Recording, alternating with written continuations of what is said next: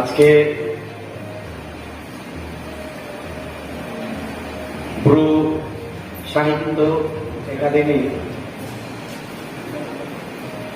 আয়োজিত যে ব্রু লিটারেচারের বিষয়ে কনফারেন্স এক দিবসীয়, এখানে উপস্থিত আমাদের মিজোরাম, আসাম এবং ত্রিপুরার সকল ডিগনিটারিজ এবং আমাদের ব্রু সাহিত্য একাডেমির যারা কর্মকর্তাগণ রয়েছেন, সবাইকে আমার তরফ থেকে নমস্কার এবং শুভেচ্ছা। আমি অল্প রিয়াং ভাষা বলতে পারি, কিন্তু আপনাদের মতো একদম ক্লিয়ার করে স্পিড করে বলতে পারবো না। আস্তে আস্তে হলে আমি বুঝিও আবার বলতেও পারি, মানে এখনো শেখার অবস্থায়। তো শিখছি অনেক। যখন আমি বিভিন্ন প্রোগ্রামে যাই তখন রিয়াংয়ের এলাকাতে যদি যাই রিয়াং ভাষা দিয়ে বলার চেষ্টা করি, আর যদি ত্রিপুরীর এলাকাতে যদি যাই ত্রিপুরা ভাষা ভাষা বলার চেষ্টা করি। এইভাবে আমার যে বলা মিক্সড হয়। এখানে ওই মানজয় তারা রয়েছে, এই বিজয় মাস্টারের দিকে, তারা জানে আমি যখন এই ককবর খুলে আমার ককবর ত্রিপুরী সব মিক্সড হয়। তো তারপরেও বলি, কারণ নিজের ভাষা দিয়ে শোনা আর অন্য ভাষা দিয়ে শোনা তার মধ্যে অনেক ব্যবধান। আমরা যখন যে কোনো বিষয় নিজের ভাষা দিয়ে শুনব, সেই বিষয়টা যতটুকু আমার মনে, আমার ব্রেনের মধ্যে সেটিং হয়ে যাবে বা একটা মনে রাখবার মতো হয়ে যাবে, অন্য ভাষা দিয়ে সেটা হয় না। তো তার জন্য আমার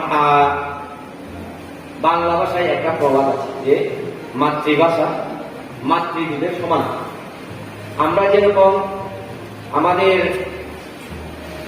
মায়ের কাছ থেকে, যে মা আমাদেরকে জন্মদান করেন, জন্ম দেন, ভূমিষ্ঠ করেন, সেই মায়ের কাছ থেকে যখন আমরা দুধ পান করি, সেই দুধ দিয়ে যখন আমরা নিজেকে বড় করি, নিজে বড় হই, নিজের জীবনটা আস্তে আস্তে বড় হয়, ঠিক সেভাবে মাতৃভাষাও সেরকম।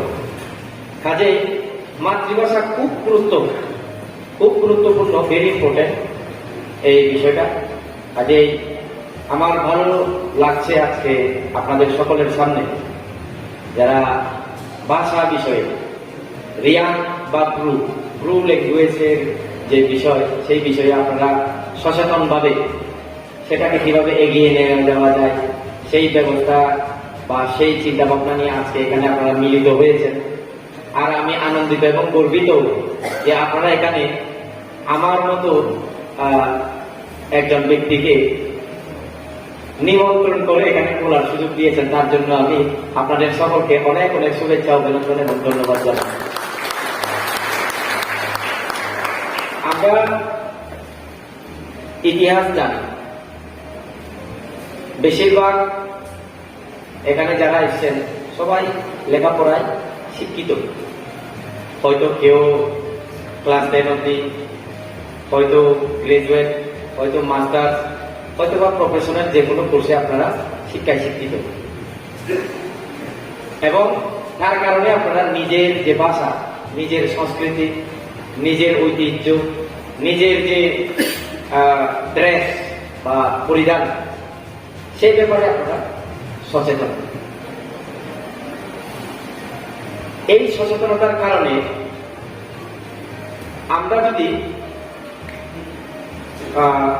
দেখি, বিভিন্ন ইতিহাস যদি আমরা দেখি, এর মধ্যে বাঙালিদের আমরা ভাষা আন্দোলন আমরা জানি।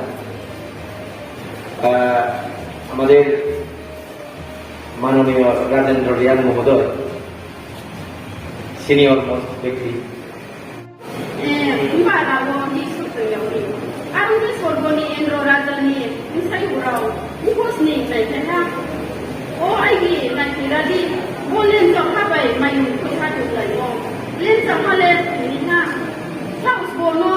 เกี่ยวอะไรกันเนี่ยมุ่งมาอยู่ที่นั่นเนาะนั่งทุ่งว่าโมนี่ก็ที่นี่